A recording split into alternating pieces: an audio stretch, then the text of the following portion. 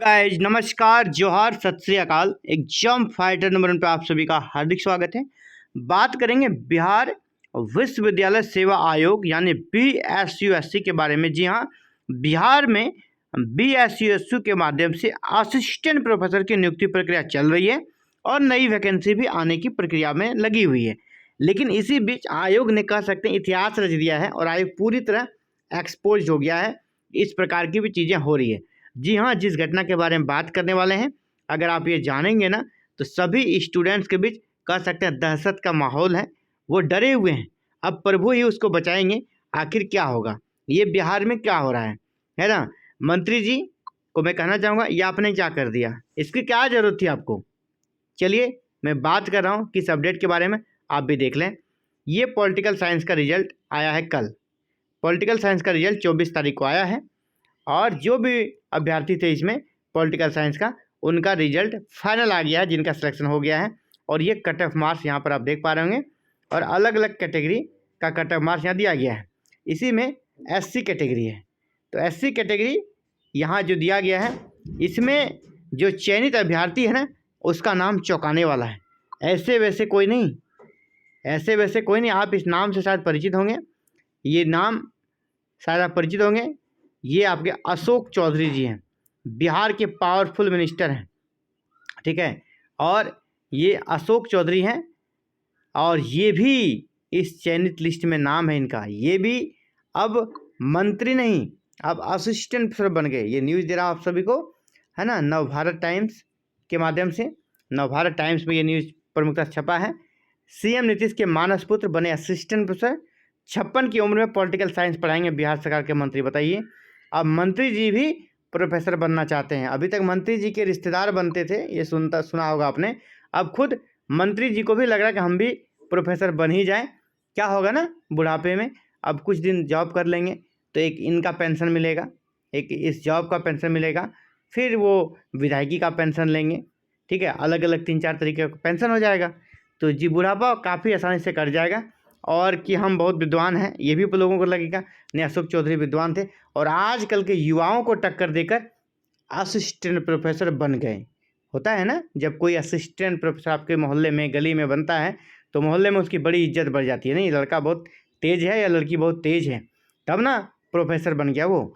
अब तो ये मंत्री जी भी काफ़ी तेज और इतने तेज हैं कि नए लड़कियों को पछाड़ कर इन्होंने रैंक बनाया और ये परमानेंट असिस्टेंट प्रोफेसर बन गए 2025 में। ये चौंकाने वाला नाम है। 274 उम्मीदवारों की सूची जारी की, इसमें अशोक कुमार चौधरी भी उन चयनित उम्मीदवारों में से एक हैं। लेकिन आज तक किसी को पता था कि इसने आवेदन किया था, कब किया, कब इंटरव्यू दिया, सब कुछ बिल्कुल साइलेंट। अगर ये मंत्री हैं, वर्तमान में भी मंत्री हैं, जिस दिन मंत्री अगर इंटरव्यू देने को जाते हैं तो थोड़ा अगल बगल का माहौल गर्म हो जाता है। हम मंत्री जी ने इंटरव्यू दिया, लेकिन ऐसा कुछ भी कानो कान किसी को भनक नहीं लगता। इंटरव्यू कब हुआ, कैसे हुआ, ये भी सोचने वाला कर सकते सिचुएशन है। क्योंकि आम स्टूडेंट के साथ ये तो लाइन में लगे नहीं होंगे। अगर लाइन में लगते तो उसी दिन न्यूज़ बन जाता। लेकिन जो भी इंटरव्यू देने गए थे, किसी भी अभ्यर्थी ने, जो भी पॉलिटिकल साइंस के थे, किसी ने अगर देखा हो तो आप हमें कमेंट करें कि हाँ सर हमने देखा था, ये भी एज ए स्टूडेंट इंटरव्यू देने आए थे। क्या इनके लिए कुछ अलग व्यवस्था थी, ये सोचने वाली बात है।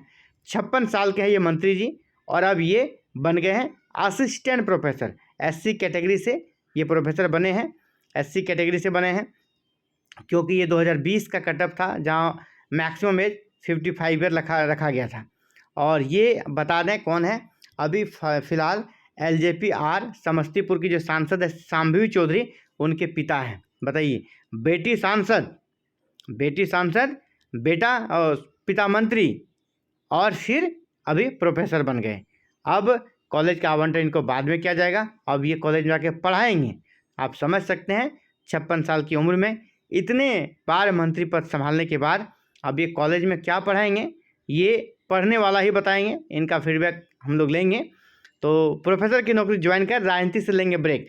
अब राजनीति से ब्रेक लेंगे, ठीक है। CM नीतीश के बेहद करीबी माने जाते हैं, CM नीतीश के बेहद करीबी माने जाने वाले अशोक चौधरी ने मीडिया से बातचीत में कहा, उच्च शिक्षा प्राप्त करने के बाद मेरी इच्छा है कि मैं एक शिक्षाविद बनूं, भले ही मैं राजनीति में बना रहूं।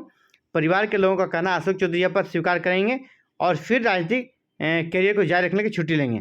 पहले वहाँ जाएंगे और फिर पॉलिटिक्स में आ जाएंगे, यानी वो पेंशन भी वहाँ मिलता रहेगा और एक तरह से वो वेतन भी मिलता रहेगा। अब डबल बेनिफिट के साथ काम करेंगे और समाज में इनकी प्रतिष्ठा बढ़ जाएगी। और ये सीएम सर के इतने करीबी हैं, कहा जाता है कि अशोक चौधरी खुद को सीएम नीतीश कुमार का मानस पुत्र तक कहते हैं। तो समझ सकते हैं ऐसे कद्दावर नेता जब इंटरव्यू बोर्ड में जाते होंगे तो इनसे क्या सवाल होता होगा, और इनका इंटरव्यू किस प्रकार हुआ, कब हुआ, जरा सा भी किसी को भनक नहीं लगा। लेकिन आज ये फाइनल रूप से चयनित हो गए हैं और इनका भी नाम है और बाकायदा उन्होंने खुद इंटरव्यू देकर कहा है कि हम इस पे योगदान करेंगे।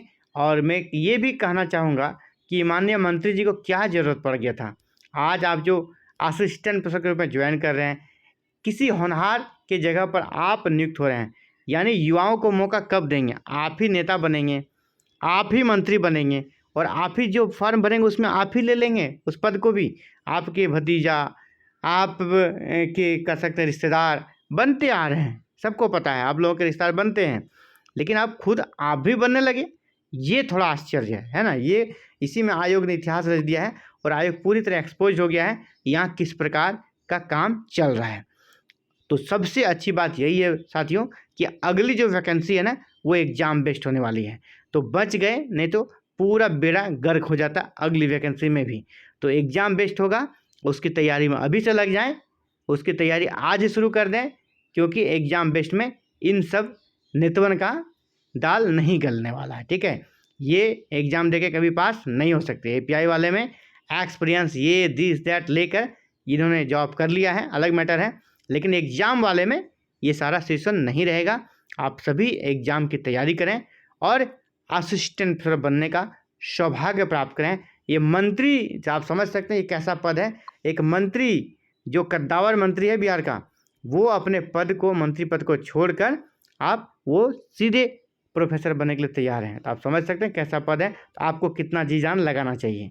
तो चलिए फिलहाल इस बड़ी ब्रेकिंग अपडेट्स में आप सभी के लिए इतना ही। जल्दी मिलते हैं एक नए वीडियो में नए अपडेट के साथ। आप सभी काम से जुड़ने के लिए बहुत बहुत आभार। जय हिंद, जय भारत, जय बिहार।